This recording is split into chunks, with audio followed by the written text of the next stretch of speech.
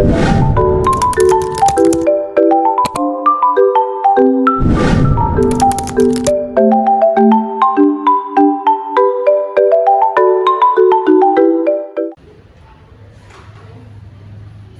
tayo ang lahat para sa panalangin? Well, maaari ang mabawaan sa panalangin.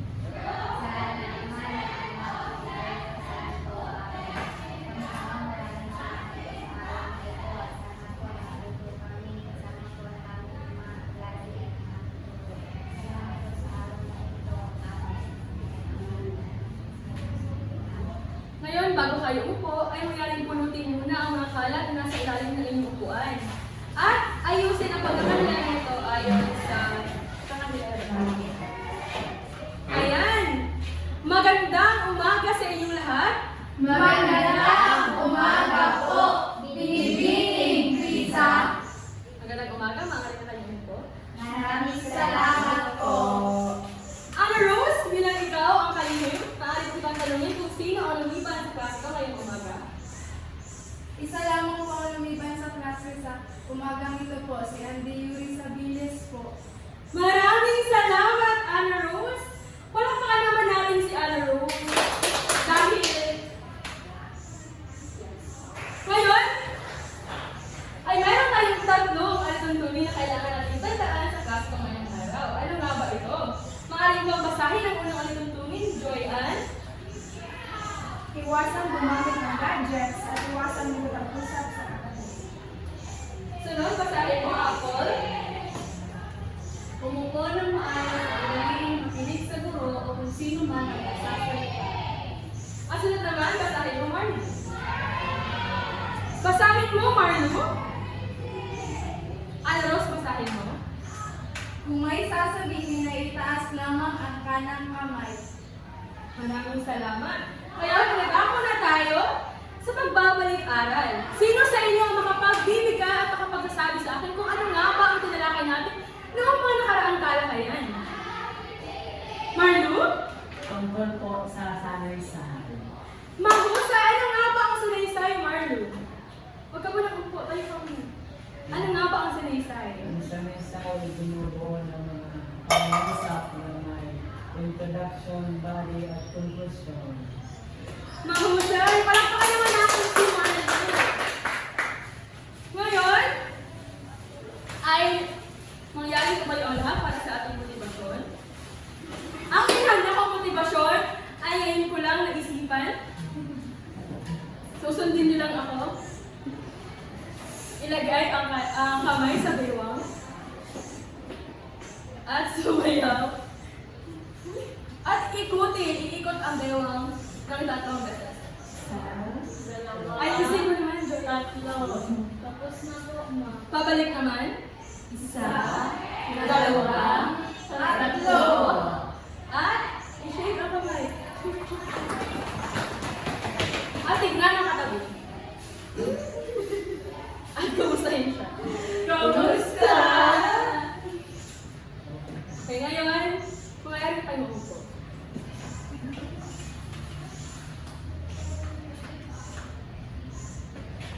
Ngayon, upang formal na, bago natin simulan ang ating formal na talakayan, ay magkakaroon muna tayo ng pagganyak.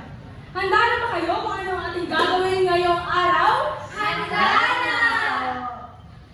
Ngayon ay hahatiin ko kayo ng apat at ako lang pala dahil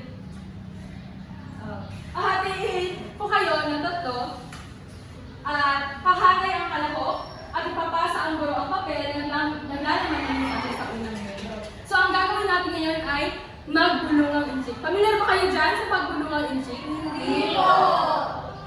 Ngayon, maaari ko bang imbitahin ang unang pangkat dito sa harap?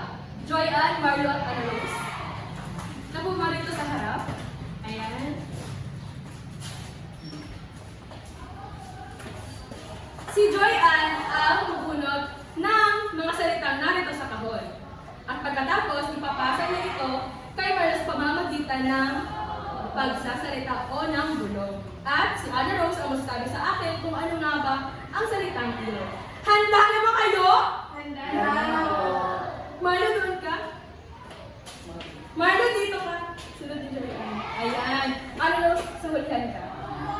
Pumili ka na, Joyan.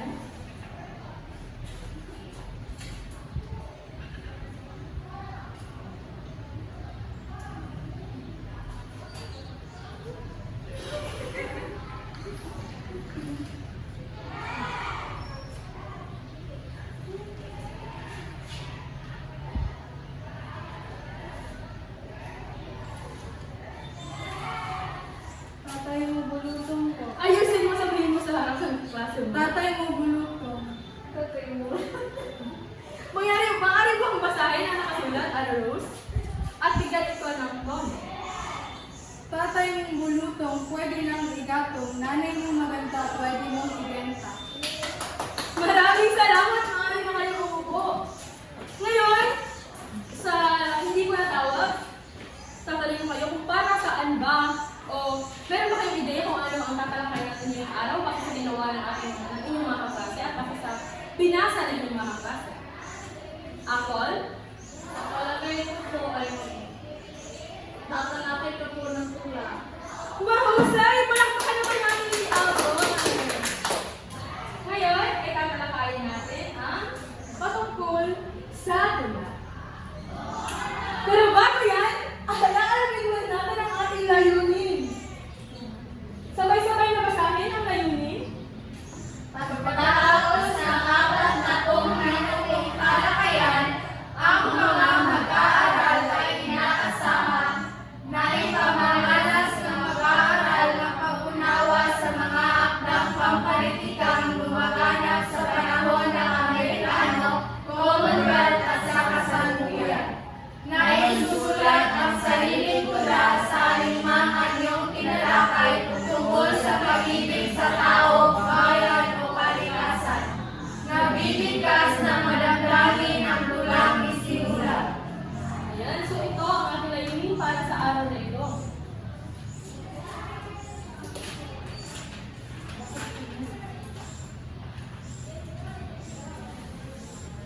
Ngayon, idako na tayo sa ating forma na talakayan. Ito ay tungkol sa tula. Marlo, maaari ka bang tumayo? Ano para sa iyo ang tula? O magbigay ka ng maikling definasyon patungkol sa tula. Ang tula ay, ito ay may pagkakapanyo ang tunog sa huli. Maraming salamat, Marlo. Tingnan natin kung nagkakugma ba ang sinabi ni Marlo sa narito sa ating visual na page. Ayan, ang tula ay sabay-sabay na basahin. Isang uri ng hiling at panitikan na kilala sa malayang paggamit ng wika. Ayan, tama. Ang tula raw ay isang sining at panitikan na kilala sa malayang paggamit ng wika. Bakit maingay dyan? Ano ang iyong pinag-uusapan? Makinig dito sa harap.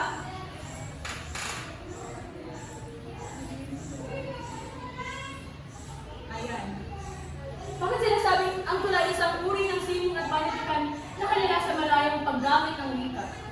Sapagkat tayo kapag nagsusulat ng tula, ay gumagamit tayo at wala tayong gumagamit tayo ng mga wika na at malayo natin itong naisusulat sa pamamagitan ng pampalabas kung ano nga ba ang ating gustong isulat base sa paksang ating nasitip. Ngayon, sunod naman ay ang saknong. Ito ay kasama o kasali rin kapag narinig natin ang salitang tula ay mayroon din kasunod na saknong. Ano nga ba ang saknong? Sabay-sabay ulit na basahin kung ano ang saknong.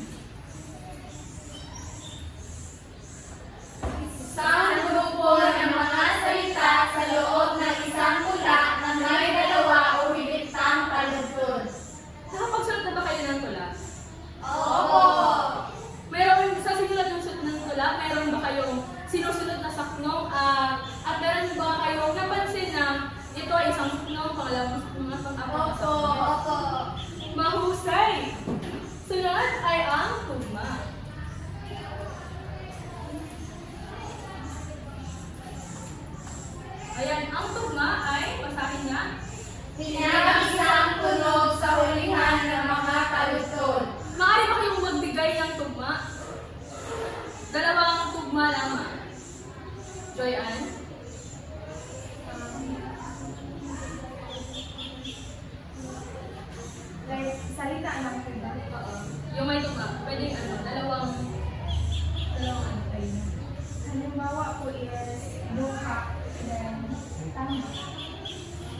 Dukha at Dukha dan Dukha at luha. Luha. So kung ating gagawin yan sa paraang patula, ito ang mangyayari. So, ako ay lumaki ng dukha, kaya hindi ko maiwasan ang mga paluha. Ganun ba? Sunod ay ang sukat. Basahin natin ng sabay-sabay kung ano ang sukat. bilang ng pantig ng tula. Pwede pa kayong alam na sukat ng mga tula? Opo. Labing dalawa. Labing dalawa. Walo. Ani. Ang galing naman ang mga mag-aaral ko. Sunod naman ay ang kono. Ang kono ay Diwa ng tula. ngayon meron ako dito ang tula na pipili rin ako ng isa sa inyo at bibigyan din ito ng kono.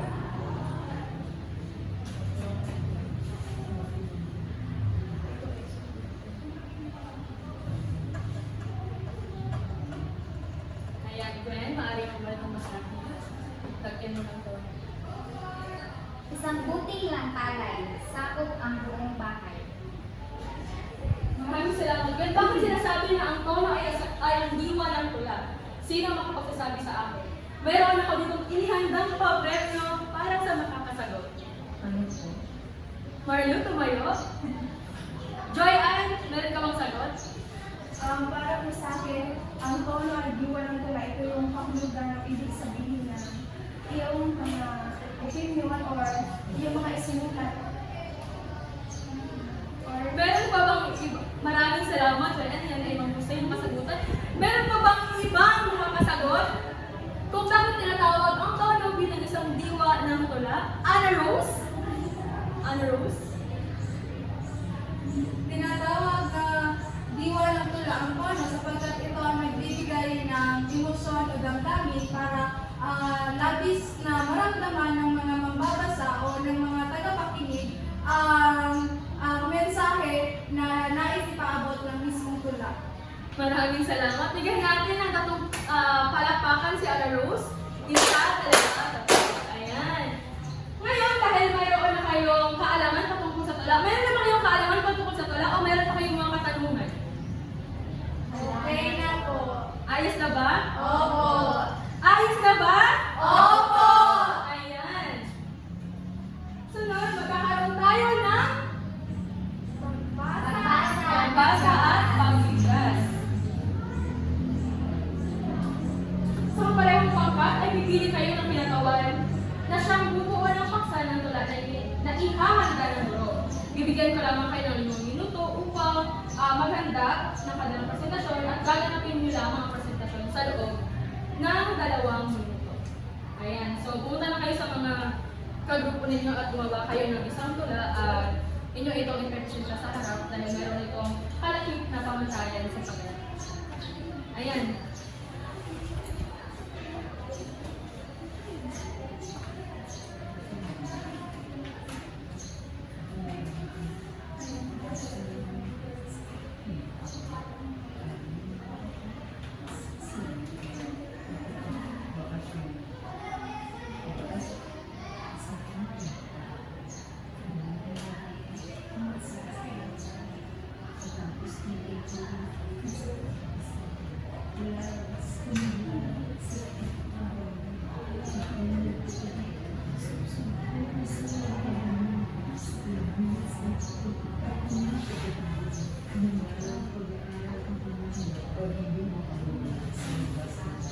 Tapos na po. Tapos na po. Ngayon, sino ang gusto unang magtanggal? Aming pangkat po. Ang unang pangkat. Dito sa harap, palakpakan naman natin ang unang pangkat. Sa harap.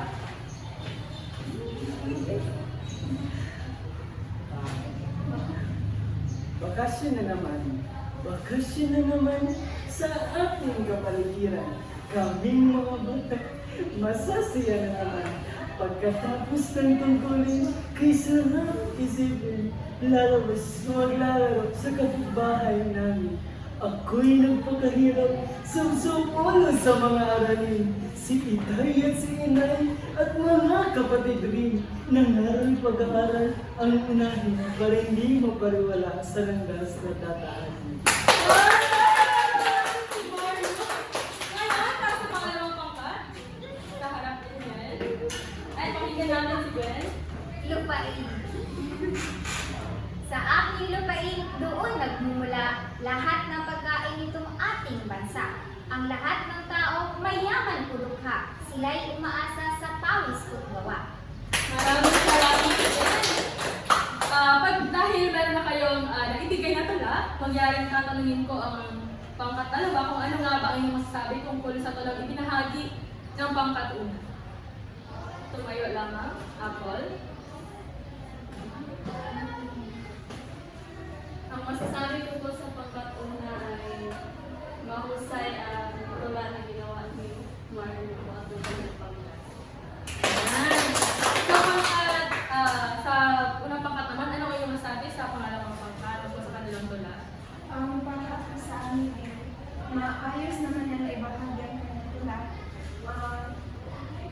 Ang diwa ng tula ay nakakalimutan. Ayan, maraming salamat. Palakpakan natin ng bawat isa. Maraming salamat sa inyong partisipasyon.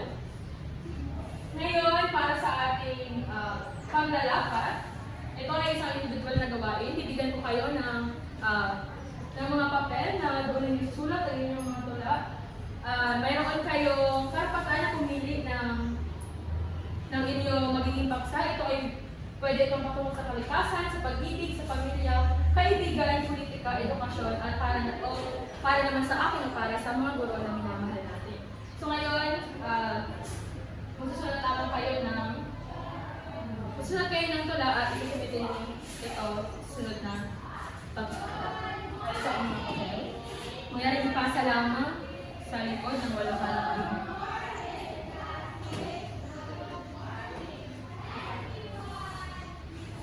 Ngayon, habang kayo ay nagsusulat at nag-iisip kung ano nga ba ang inyong gagawin tula at patungkol saan nga ba ito, ay ibibigay ko na sa inyo yung takdang aralin na ipapasa ninyo sa susunod na pagkikita.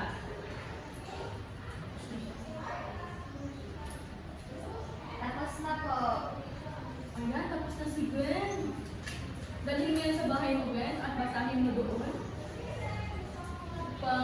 Yung itanghali susunod na pagkikita. Ngayon, para sa ating takdang aralin, ay sabay-sabay na basahin. Pag-unawa sa tula. Magsaliksik ng isang tula na may kakayahang magpahayag ng damdamin at kaisipan. Tukuyin at ipaliwanag ang mensaheng nakataloob dito. Isulat sa isang buong papel. Maganda para sa malayang pagtatanghal sa susunod na pagkikita. Ayan, mangyaring kunin niyo ang inyong mga kwaderno at isulat ang inyong takdang aralin.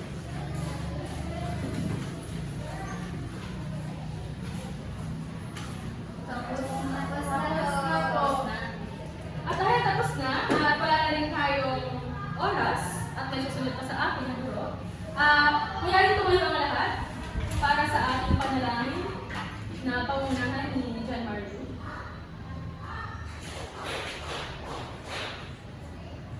Ay panalangin sa aming mga nagkakasal sa amin. Unang maraming salamat sa araw na ito na pinagawaan kami. Maraming salamat sa pinagawaan sa aming nabigaya. Nanak, Panginoon, Amen. Ayan. Paalam at maraming salamat. Paalam at maraming salamat po. Binibining Rizal. Ayan, pwede na kayo bumulo. Ingat sa pag- Sige, one of it you! One of it you! Hanap, Charlie.